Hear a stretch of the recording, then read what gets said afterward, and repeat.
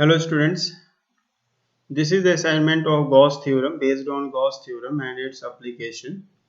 तो इसमें जो फर्स्ट क्वेश्चन है वो ये है कि a box encloses an electrical dipole consisting of 5 microcoulomb and minus 5 microcoulomb and length 10 cm. What is the total electric flux through the box? देखो यहाँ पे बॉक्स के अंदर जो है वो पॉजिटिव चार्ज भी है और नेगेटिव चार्ज भी है। तो जो पॉजिटिव चार्ज से फ्लक्स बाहर होगा, इलेक्ट्रिक फ्लक्स गोज आउटवर्ड, और नेगेटिव से इनवर्ड्स, तो net resultant will be zero. तो यहाँ से कोई भी फ्लक्स बाहर नहीं होगा। यू ऑलवेज रिमेंबर कि when dipole placed inside any kinds of the box, then the total electric flux coming out from the box will be zero. मान लो एक सिंगल चार्ज प्लेस किया होता तो वहां पे जो टोटल इलेक्ट्रिक फ्लक्स होता है that is Q upon epsilon not. लेकिन इक्वल एंड अपोजिट चार्जेस हैं तो वहां पे जो total electric flux will be zero.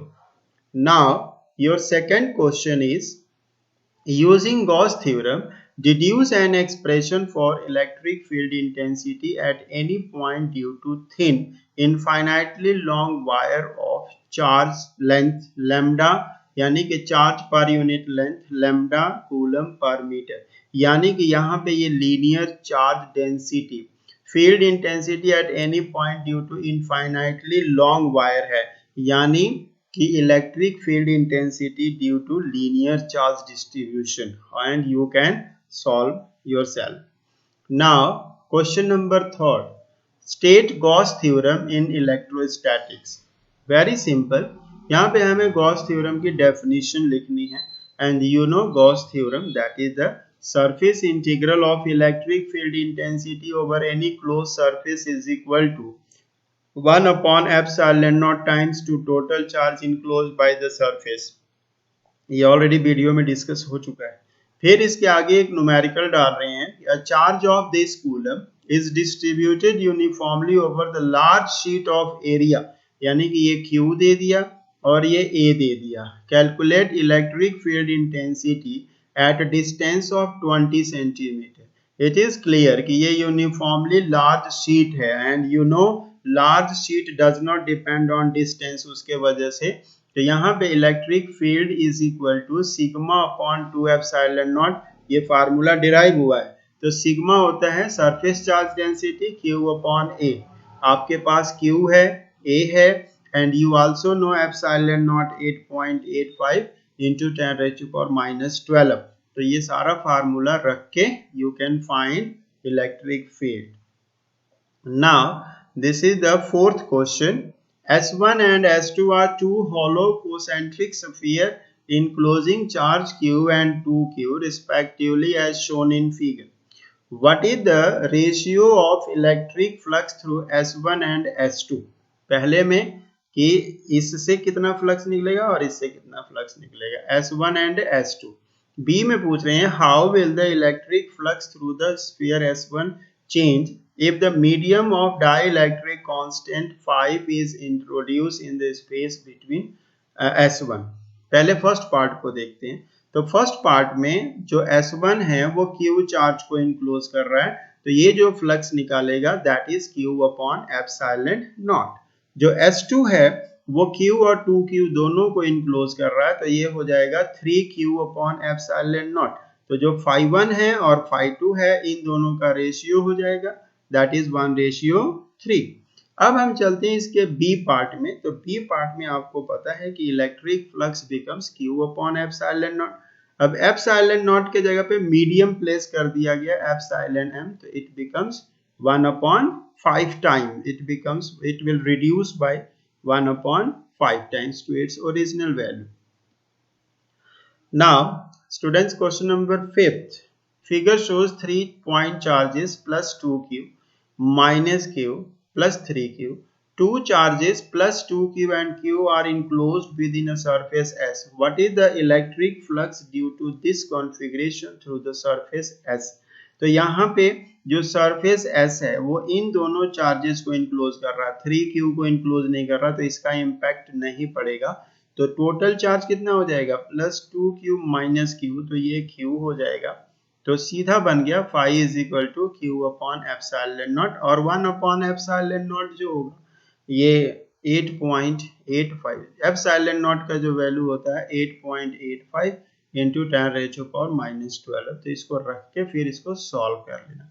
And there is no contribution to the total electric flux from the charge outside the surface, यानी कि इस 3Q की बात कर रहे हैं कि इसका इसके ऊपर कोई इम्पैक्ट नहीं होगा। Now question number 6, using Gauss's law prove that electric field at a point due to uniformly charged infinite plane sheet of charge independent of the distance from it, यानी कि ये जो है this is the expression for electric field intensity due to infinitely plane sheet of charge. तो उसमें जो derive होता है sigma upon 2 epsilon naught, and you know sigma upon 2 epsilon naught जो होता है ये डिस्टेंस पे डिपेंड नहीं करेगा। The sheet is positively charge, तो उसमें जो इलेक्ट्रिक फ्लक्स होएगा that will be outward, and the sheet is negatively charge, तो उसमें जो इलेक्ट्रिक फ्लक्स होगा that will B inward.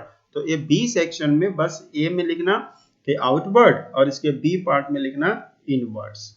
Now question number 7, the electric field component due to the charge inside the cube of side 0.1 meter, ये 0.1 metre are as shown in figure। यहाँ पे बोल रहे हैं कि जो EX है वो AX के बराबर है। यहाँ पे AX A 500 है और X जो है वो ये चीज जो है वो फाइंड आउट करेंगे। Calculate the flux through the cube and the charge inside the cube. तो पहले हम फ्लक्स निकालेंगे। तो इसमें ना दो तरह से फ्लक्स, एक फ्लक्स जो है वो इस तरफ को जाएगा और एक फ्लक्स इस तरफ जाएगा। इधर से तो फ्लक्स नहीं आएगा क्योंकि इधर फील्ड क्या है, जीरो है। तो सिर्फ एक्स एक्सिस पे इलेक्ट्रिक फ्लक्स बाहर आएगा। तो पहले तो हम लेफ्ट साइड से निकालेंगे। ईडीए का मतलब हुआ कि इलेक्ट्रिक फ्लक्स। अब यहाँ पे ई का जो वैल्यू है वो ए एक्स है, तो यहाँ पे ये आ जाएगा ए इंटू डी एक्स। तो फिर ये दोनों का वैल्यूज गिवन है तो हम इसको पुट कर लेंगे, इतना आगे।